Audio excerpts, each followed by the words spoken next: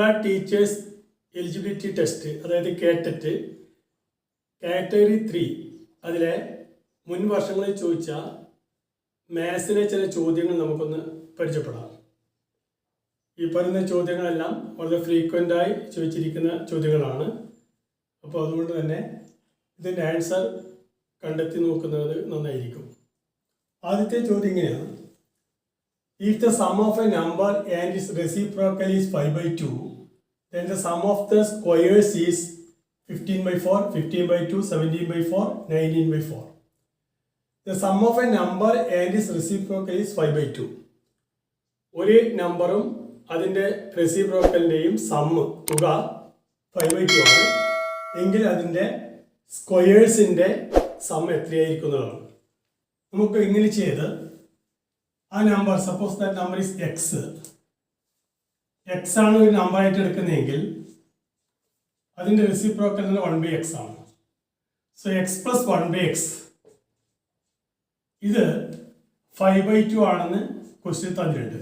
X plus 1/x is equal 5/2 എന്ന് ചോദ്യത്തിൽ തന്നിട്ടുണ്ട്. നമ്മൾ കണ്ടുപിടിക്കേണ്ടത് ഈ എക്സിൻ്റെയും 1/xൻ്റെയും സ്ക്വയേഴ്സിൻ്റെ സം എത്രയാണെന്നുള്ളതാണ്. എക്സിൻ്റെ സ്ക്വയർ എക്സ് സ്ക്വയർ പ്ലസ് 1/xൻ്റെ സ്ക്വയർ 1/x ഹോൾ സ്ക്വയർ, അതായത് 1/x² തന്നെ. ഇത് എത്രയാണെന്നുള്ളതാണ് ക്വസ്റ്റ്യൻ. അപ്പോൾ നമ്മൾ ചെയ്യേണ്ടത് ഇങ്ങനെയാണ്: നമുക്കറിയാം x plus 1/x whole square is equal to x square plus 2 × x × 1/x plus 1/x whole square. 1/x whole square എന്ന് പറഞ്ഞാൽ 1/x² തന്നെ. അതായത് x plus 1/x whole square is equal to x square plus 1/x² plus 2 × x × 1/x എന്ന് പറയുന്നത് അത് 2 ആണ്. എക്സും cut ചെയ്ത് പോകും, 2 ആണ്.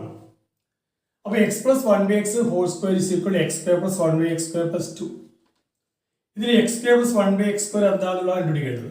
അതുകൊണ്ട് നമുക്ക് എന്ത് ചെയ്യാം, ഈ രണ്ടിനെ ലെഫ്റ്റ് സൈഡിലേക്ക് മാറ്റി കഴിഞ്ഞാൽ x plus 1/x whole square minus 2 is equal to x square plus 1/x² എന്ന് കിട്ടും.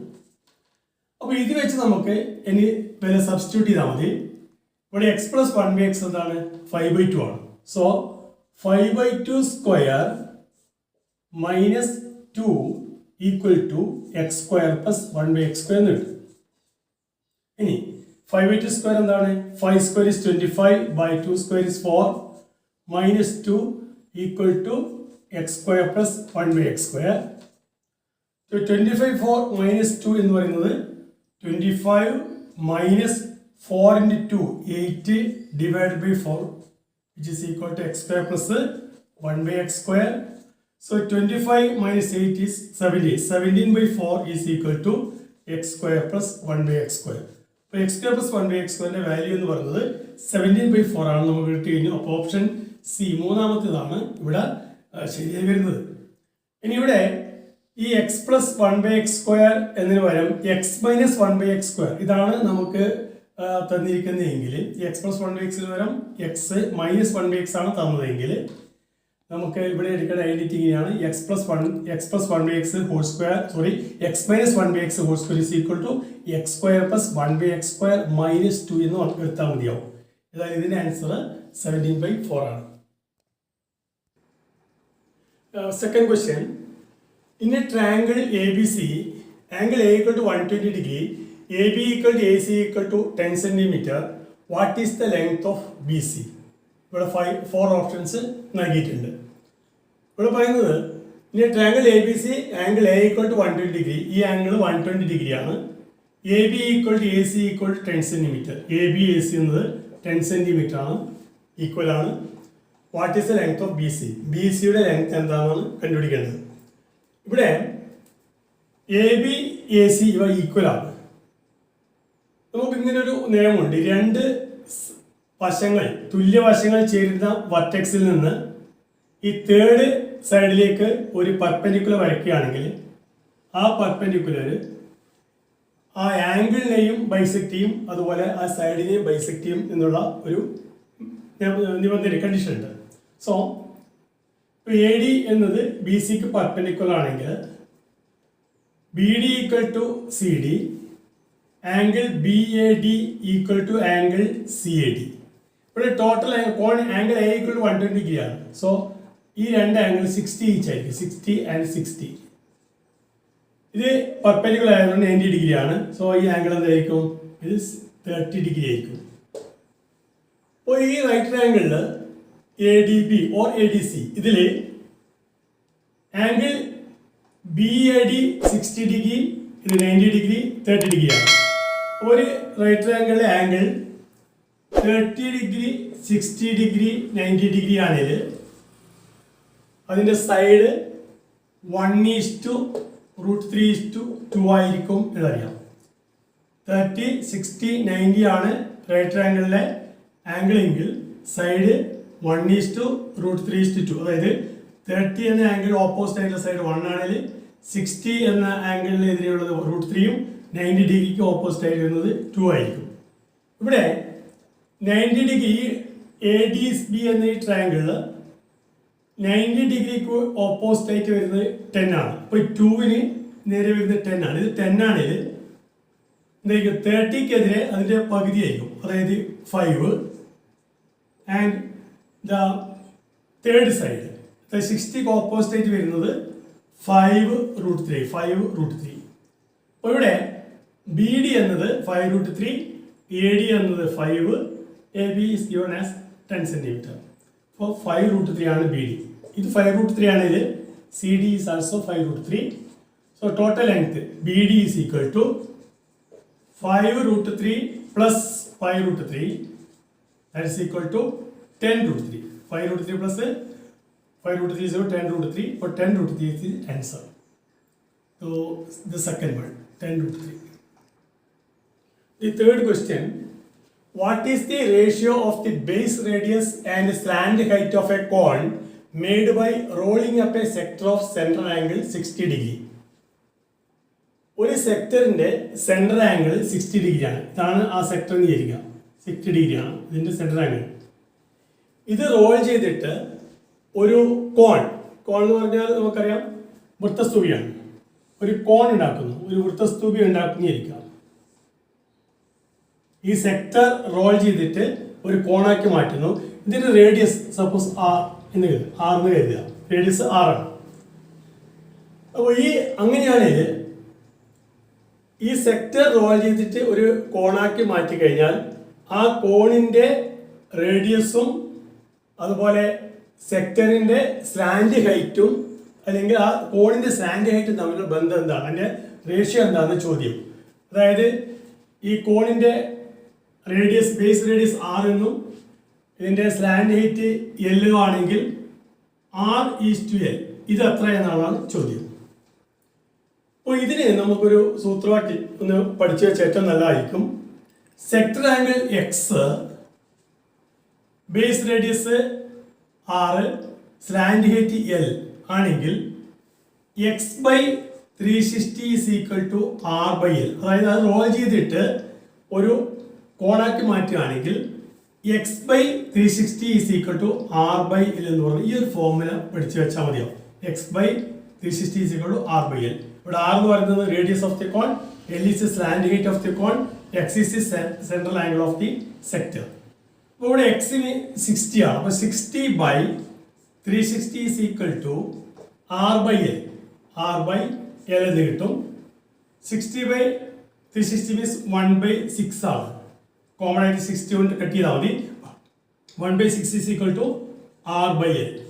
അതിൻ്റെ അർത്ഥം എന്താണ്? R:L എന്ന് പറയുന്നത് R:L എന്ന് പറയുന്നത് 1:6 ആയി 1:6 ആയിരിക്കും. അപ്പോൾ ഇതാണ് എൻ്റെ ആൻസർ ആയിട്ട് വരിക. അപ്പോൾ ഈ x/360 R/L എന്ന് പറയുന്ന ഈ ഒരു ഫോമിൽ ഒന്ന് പഠിച്ചു വെച്ചാൽ മതി.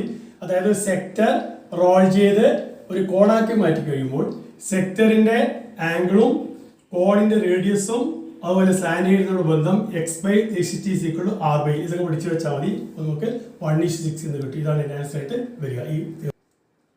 അടുത്ത question, the average speeds of a car and bus are 80 km/h and 60 km/h respectively. The ratio of time taken by them for equal distance is.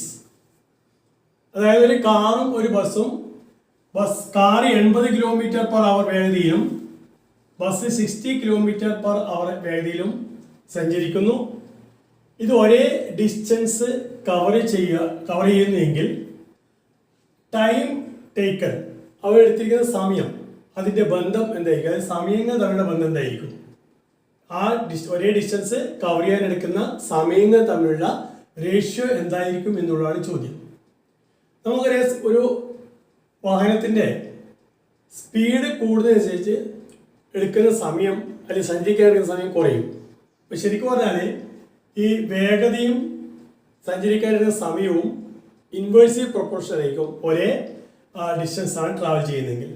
അപ്പോൾ ഇവിടെ 80 km/h 80 km/h ആണ് കാറിൻ്റെ വേഗത, 60 km/h ആണ് ബസ്സിൻ്റെ വേഗത. അപ്പോൾ വേഗതയുടെ റേഷ്യോ, സ്പീഡിൻ്റെ റേഷ്യോ എന്ന് പറയുന്നത് 80:60 ആണ്. 80:60 ആണ്. അതിനൊന്ന് സിംപ്ലിഫൈ ചെയ്ത് കഴിഞ്ഞാൽ നമുക്ക് 20 കൊണ്ട് കട്ടിയാണെങ്കിൽ 4:3 എന്ന് കിട്ടും. 4:3. അപ്പോൾ 4:3 ആണ് ഇതിൻ്റെ കാറിൻ്റെയും ബസ്സിൻ്റെയും വേഗതകൾ തമ്മിലുള്ള അംശബന്ധം, റേഷ്യോ.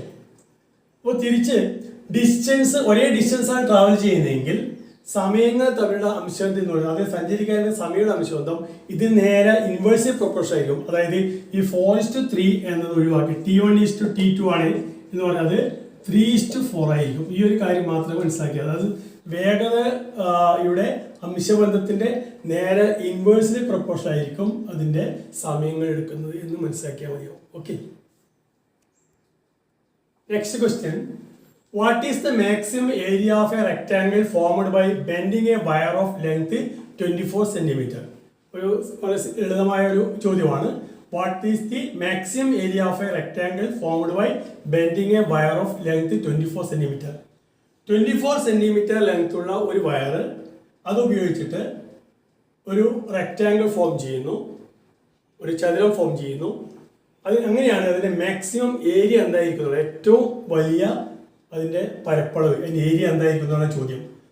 നമുക്കറിയാം ഒരേ ചുറ്റളവുള്ള കുറേ റെക്ടാംഗിൾ പരിശോധിക്കുകയാണെങ്കിൽ അത് സ്ക്വയർ രൂപത്തിൽ വരുന്ന സമയത്താണ്, ആ റെക്ടാംഗിൾ സ്ക്വയർ രൂപത്തിൽ വരുന്ന സമയത്താണ് അതിന് മാക്സിമം ഏരിയ ഉണ്ടാവുക. അപ്പോൾ നമുക്ക് ഫോം ചെയ്യാൻ വേണ്ടി പറ്റുന്ന മാക്സിമം ഏരിയ ഉള്ള റെക്ടാംഗിൾ എന്ന് പറയുന്നത് സ്ക്വയർ ആണ്, സെയിം പെരിമീറ്റർ ആണെങ്കിൽ. അവിടെ പെരിമീറ്റർ എന്ന് പറയുന്നത് ദി ലെങ്ത് ഓഫ് ദി വയറാണ്, അത് 24 cm ആണ്. അപ്പോൾ 24 ആണ് ഇതിൻ്റെ ടോട്ടൽ ലെങ്ത് എങ്കിൽ വൺ സൈഡ് എന്തായിരിക്കും, 24/4 = 6 cm ആയിരിക്കും. അപ്പോൾ ഈ സ്ക്വയറിൻ്റെ ഒരു സൈഡ് 6 cm ആയിരിക്കും.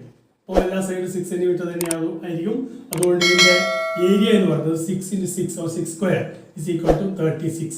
അപ്പോൾ 36 സ്ക്വയർ സെൻറ്റിമീറ്റർ ആയിരിക്കും ഈ റെക്റ്റാംഗിളിൻ്റെ മാക്സിമം ഏരിയ ആയിട്ട് വരുന്നത്. 6 square = 36 square centimeter. So the first one is the answer. Okay. Next question. The length of the adjacent side of a parallelogram are 5 cm, 12 cm. The length of one of its diagonal is 13 cm. The area of the parallelogram is. നമുക്കിവിടെ ഒരു പാരലോഗ്രാമിൻ്റെ adjacent side, അടുത്തടുത്ത രണ്ട് വശങ്ങൾ 5 cm, 12 cm തന്നിട്ടുണ്ട്. And one of is diagonal, ആ diagonal ഒരെണ്ണം ഇത് 13 cm ആണ്. അങ്ങനെയാണെങ്കിൽ വാട്ട് ഈസ് ഇസ് ഏരിയ? ഇവിടെ അഡ്ജസൻറ്റ് സൈഡ് എന്ന് പറയുന്നത് 5ഉം 12ഉം ആയിരിക്കുക. ഇതാണ് 5ഉം 12ഉം തന്നിരിക്കുന്നത്. ഇതിൻ്റെ ഡയഗണൽ എന്ന് പറയുന്നത് എത്രയാണ്? ഇത് 13 cm ആണ്. ഇങ്ങനെയാണ് ക്വസ്റ്റ്യൻ തന്നിരിക്കുന്നത്. അപ്പോൾ സാധാരണ നമുക്കൊരു പാരലോഗ്രാമിൻ്റെ ഏരിയ അറിയണമെങ്കിൽ അതിൻ്റെ ബേസും അതിൻ്റെ പാരലൽ ലൈൻസ് തമ്മിലോ അല്ലെങ്കിൽ പാരലൽ സൈഡ് തമ്മിലുള്ള ഡിസ്റ്റൻസ് പറഞ്ഞാൽ മതി. BH എന്ന സൂത്രമാക്കി ഉപയോഗിച്ച സാധനം പാരലോഗ്രാമിൻ്റെ ഏരിയ കാണുന്നത്. അപ്പോൾ ഇവിടെ അടുത്തടുത്ത രണ്ട് വശങ്ങളും അതുപോലെ ഇതിൻ്റെ ഒരു ഡയഗണലാണ് തന്നിരിക്കുന്നത്. ഇവിടെ നമുക്ക് ഈ രണ്ട് വശങ്ങളിലും അതുപോലെ ഡയഗണലിൽ പ്രത്യേകം നോക്കിയിട്ട് നമുക്ക് കണ്ടെത്താൻ പറ്റും ഇത് ഒരു റെക്റ്റാങ്കിളാണ്. അതായത് ഇത് 12, ഇത് 5, ഇത് 13 ആണ്. അപ്പോൾ ഇതൊരു ഈ ട്രയാങ്കിൾ എന്ന് പറയുന്ന റൈറ്റ് ട്രയാങ്കിൾ ആണ്. അതായത് 5 square + 12 square = 13 square. 25 + 144 is equal to 116 എന്നർത്ഥം. അപ്പോൾ ഈ ഒരു പ്രത്യേകത ഉള്ളതുകൊണ്ട് 25 plus 144 is equal to 116. അതായത് ഈ ട്രയാങ്കിൾ ഒരു റൈറ്റ് ട്രയാങ്കിൾ ആണ്. റൈറ്റ് ട്രയാങ്കിൾ ആണെങ്കിൽ ഇതും എന്തായിരിക്കും, അതേപോലത്തെ റൈറ്റ് ട്രയാങ്കിൾ ആയിരിക്കും. അപ്പോൾ അതുകൊണ്ട് ഈ തന്നിരിക്കുന്ന പാരലോഗ്രാം ഒരു റെക്റ്റാങ്കിൾ ആണ്. അപ്പോൾ റെക്റ്റാങ്കിളിന്റെ ഏരിയ കണ്ടുപിടിക്കുക. റെക്റ്റാങ്കിൾ ഏരിയ എന്താണ്? L into B, length into breadth, അതായത് 12 into 5. ഇതാണ് അതിന്റെ ഏരിയ ആയിട്ട് വരിക. Area of the rectangle is equal to length into breadth 12 into 5 is equal to 60 square centimetre എന്ന് കിട്ടും. അപ്പോൾ ഇവിടെ ഈ ഒരു ഇത് തന്നിരിക്കുന്ന പാരലോഗ്രാം ഒരു റെക്റ്റാങ്കിൾ ആണ് എന്ന് മനസ്സിലാക്കുക എന്നുള്ളതാണ് ഇതിലെ അതിൻ്റെ ആ ഒരു ഐഡിയ മനസ്സിലാക്കി കഴിഞ്ഞാൽ പെട്ടെന്ന് ചെയ്യാൻ സാധിക്കും. സാധാരണ നമ്മൾ പാരലോഗ്രാമിന്റെ ബേസും അതുപോലെ ആ സമാന്തര വശങ്ങൾ അകലും കിട്ടിക്കഴിഞ്ഞാൽ BHL സൂത്രം വെച്ചാണ് കാണുന്നത്. പക്ഷെ ഇവിടെ നമുക്ക് ഈ തന്നിരിക്കുന്ന വശങ്ങളുടെ പ്രത്യേകത 5, 12, 13 ആണ്. അവിടെ ഈ ഒരു ത്രികോണം മട്ടത്രികോണമാണ് എന്നത് മനസ്സിലാക്കുന്നതുകൊണ്ടാണ് ഇതൊരു റെക്റ്റാങ്കിൾ ആണെന്ന് പറയുന്നതും. അതുകൊണ്ട് ലെങ്ത്തും ബ്രെഡ്ത്തും തമ്മിൽ ഗുണിച്ച് കഴിഞ്ഞാൽ ഏരിയ കിട്ടും. അത് പ്രകാരം 60 സ്ക്വയർ സെന്റിമീറ്റർ ആണ് ഇതിൻ്റെ ഏരിയ വരുന്നത്. അപ്പോൾ ഈ 4th option is the correct answer. അടുത്ത ചോദ്യം, 3 vertices of a parallelogram ABCD are A ordered by 86, B 210, C -26. Find the 4th vertex D. ഒരു പാരലോഗ്രാമിന്റെ 3 വെർട്ടെക്സിന്റെ കോർഡിനേറ്റ്സ് തന്നിട്ടുണ്ട്. 4ാമത്തെ വെർട്ടെക്സിന്റെ കോർഡിനേറ്റ്സ് എന്താണെന്നുള്ളതാണ് ക്വസ്റ്റ്യൻ. ഇവിടെ A86, B ordered pair 210, C ordered pair -2 6. അപ്പോൾ നമുക്ക് 4th വെർട്ടെക്സിന്റെ അതിന്റെ ക്രമജോഡികൾ കണ്ടെത്തണം. അപ്പോൾ D എന്നത് എന്താണെന്ന ചോദ്യം. അത് X Y എന്ന് വിചാരിക്കുക. അപ്പോൾ ഇതിന്റെ ആൻസർ കണ്ടെത്താൻ വളരെ എളുപ്പമുണ്ട്. ഇതിന്റെ എളുപ്പമുണ്ട് എന്താണെന്ന് വെച്ച് കഴിഞ്ഞാൽ ഈ ഓപ്പോസിറ്റ് ആയിട്ട് വരുന്ന വെർട്ടെക്സിന്റെ X കോർഡിനേറ്റ് സമ്മിൽ നിന്ന് ഇതിന്റെ അഡ്ജസന്റ് ആയിട്ട് വരുന്നിരിക്കുന്ന വെർട്ടെക്സിന്റെ X അങ്ങോട്ട് കുറക്കുക. അതുപോലെ Y അതുപോലെ തന്നെ ഓപ്പോസിറ്റ് ആയിട്ട് വരുന്ന ഓർഡറുടെ പേരിലെ വൈയുടെ സമ്മിൽ നിന്ന് ഈ അഡ്ജസന്റ് ആയിട്ട് വരുന്നിരിക്കുന്ന വെർട്ടെക്സിന്റെ Y കുറക്കുക. അതായത് ഇവിടെ X എന്ന് പറയുന്നത് 8 plus -2, 8 plus -2 -2, അതായത് 8ഉം ഈ -2ഉം ആഡ് ചെയ്യുന്നു, ഈ 2 അങ്ങോട്ട് കുറക്കുന്നു. അപ്പോൾ അത്രയും നമുക്ക് 8 plus -2 is 6, 8 plus -2 is 6. അപ്പോൾ 6 - 2 ഈക്വൽ ടു 4. അപ്പോൾ എക്സിന്റെ വാല്യൂ 4 എന്ന് കിട്ടും. Y എന്ന് പറയുന്നത് ഓപ്പോസിറ്റ് ആയിട്ട് വരുന്ന വെർട്ടെക്സിലെ Y ഏതാണ്? 6ഉം 6ഉം ആണ്. അപ്പോൾ 6 plus 6 2 ആഡ് ചെയ്യുന്നു. അതിനുശേഷം ഈ 10 മൂന്നാമത്തേന് ഈ 10 എന്ന് പറഞ്ഞാൽ Y അങ്ങോട്ട് കുറക്കുന്നു. 6 plus 6 minus 10 is equal to 12 minus 10 equal to 2. ഇവിടെ X എന്നത് 4ഉം Y എന്നത് 2 ആണ്. അപ്പോൾ 4 ഓർഡർ പെർ 4 2 ഇതാണ് കറക്റ്റായിട്ട് വരുന്നത്. അപ്പോൾ ഇതുപോലത്തെ ക്വസ്റ്റ്യൻ പലപ്പോഴും ചോദിച്ച് കാണുന്നുണ്ട്. അപ്പോൾ ഈ ഒരു മെത്തേഡ് ഒന്ന് ഫോളോ ചെയ്യാം. ഈ X രണ്ടും ആഡ് ചെയ്തിട്ട് ഇവിടുത്തെ X അങ്ങോട്ട് കുറക്കുന്നു, Y രണ്ടും ആഡ് ചെയ്തിട്ട് ഈ Y അങ്ങോട്ട് കുറക്കുന്നു. അതായിരിക്കും ഈ 4th വെർട്ടെക്സിന്റെ കോർഡിനേറ്റ്സ് എന്ന് പറയുന്നത്. സോ ഇവിടെ 4 2 order per 4 2 is the correct answer. വേറെ ചോദ്യം, the figure shows a circle with center O and 2 chords. Find angle ABC. ഈ ഒരു ഫിഗറിൽ ഇതിന്റെ സെന്റർ O ആണെന്ന് പറയുന്നുണ്ട്. AB and BC are 2 chords. Angle AOC 60 degree. ഇവിടെ അടയാളപ്പെടുത്തി 60 ഡിഗ്രി എന്ന് തന്നിട്ടുണ്ട്. Angle AOC. Find angle ABC. Angle ABC നമുക്ക് കണ്ടെത്തണം.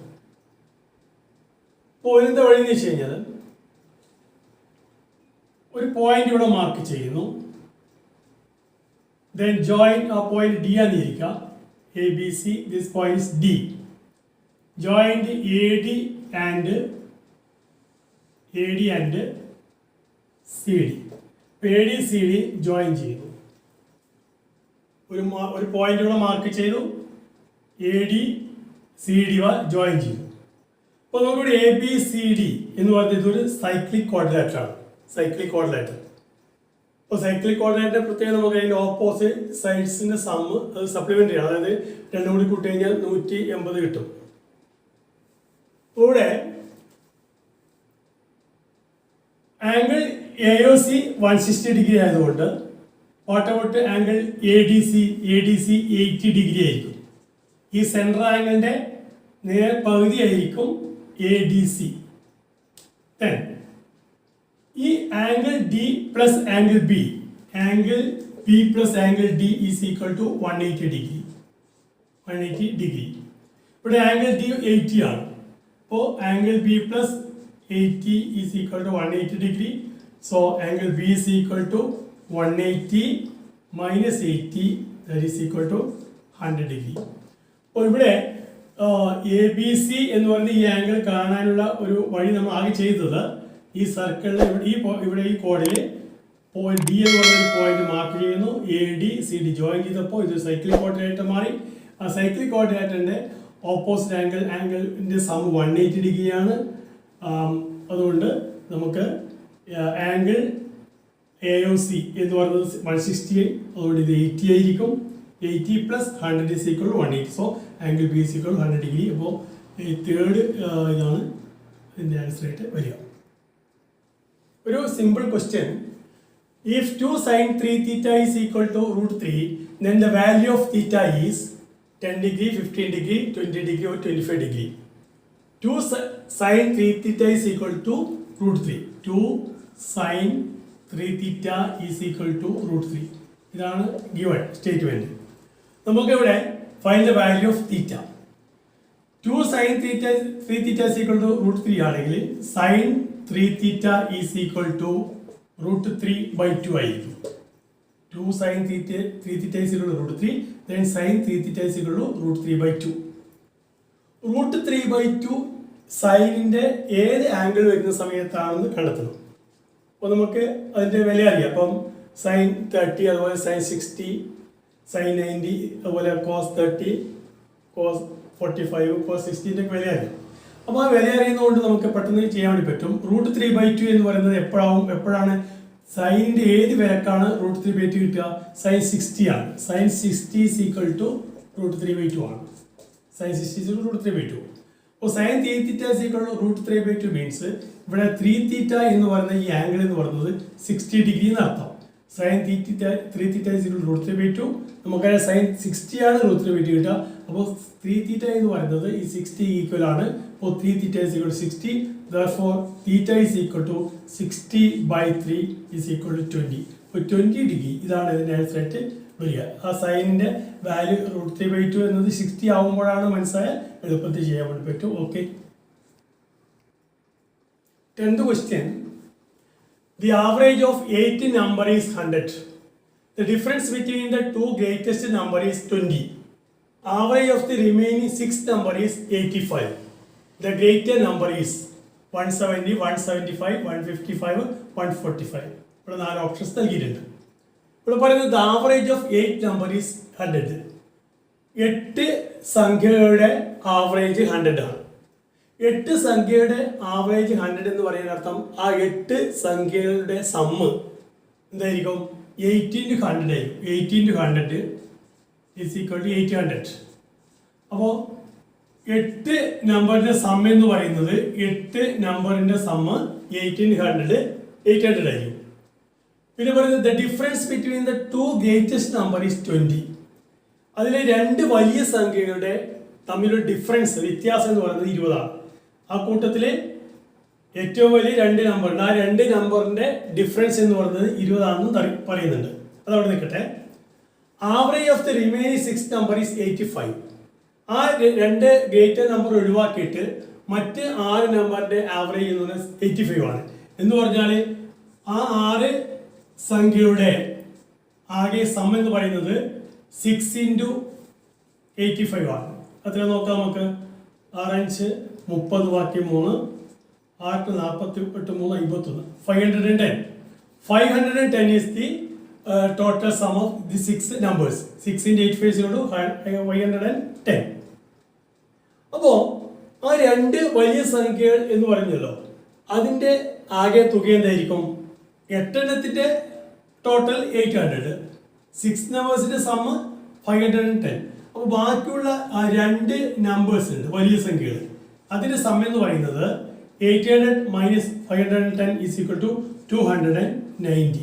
അപ്പോൾ 290 ആണ് ഈ വലിയ രണ്ട് സംഖ്യയുടെ സമ്പ്. വലിയ രണ്ട് സംഖ്യയുടെ വ്യത്യാസം, ഡിഫറൻസ് എന്ന് പറയുന്നത് 20 എന്ന് പറയുന്നുണ്ട്. അപ്പോൾ രണ്ട് സംഖ്യ എക്സ് വൈ ആണ്. എക്സ് പ്ലസ് വൈ സമം എന്താണ്?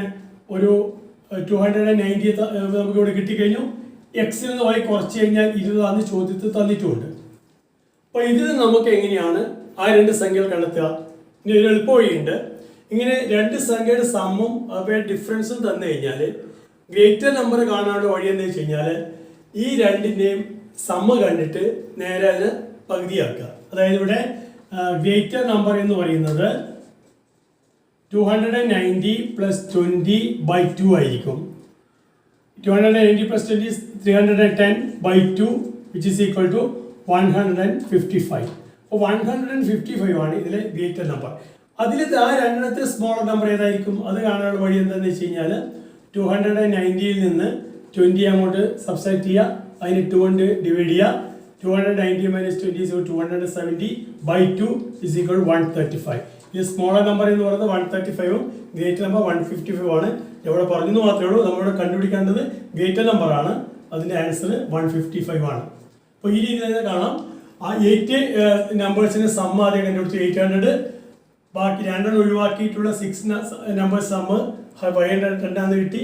അപ്പോൾ ആ ഡിഫറൻസ് എന്ന് പറയുന്നത് 290 ആണ്. ഇതാണ് ആ രണ്ട് നമ്പേഴ്സിൻ്റെയും സമ്മ്. ആ വലിയ രണ്ട് നമ്പറിൻ്റെ തുക എന്ന് പറയുന്നത് 290 ആണ്. അതുപോലെ ഇതിൽ അവരുടെ ഡിഫറൻസ് എന്ന് പറയുന്നത് 20 ആണെന്ന് ചോദ്യത്തിൽ ഇവിടെ തരുന്നുണ്ട്. അപ്പോൾ എക്സ് മൈനസ് വൈ 20. ഇങ്ങനെ രണ്ട് സംഖ്യയുടെ തുകയും അവരുടെ വ്യത്യാസം കഴിഞ്ഞാൽ അത് ഗ്രേറ്റർ നമ്പർ കാണാൻ വേണ്ടി അവരുടെ സമ്മ് കണ്ടിട്ട് പകുതിയാക്കുക, സ്മോളർ കാണാൻ വേണ്ടിയിട്ട് സമ്മ് വ്യത്യാസം കണ്ടുപിടിക്കുക, അതിൻ്റെ പകുതിയാക്കുക. ഇവിടെ 155 is the കറക്റ്റ് ആൻസർ. അപ്പോൾ ഞാനിവിടെ ഒരു 10 ചോദ്യങ്ങൾ നമ്മുടെ കാറ്റഗറി 3യിലെ മാത്സുമായിട്ട് ബന്ധപ്പെട്ട ചോദ്യങ്ങൾ ചെയ്തു കഴിഞ്ഞു. അടുത്ത ഒരു വീഡിയോയിൽ കുറച്ച് ചോദ്യങ്ങൾ കൂടി ഞാൻ നൽകുന്നതായിരിക്കും.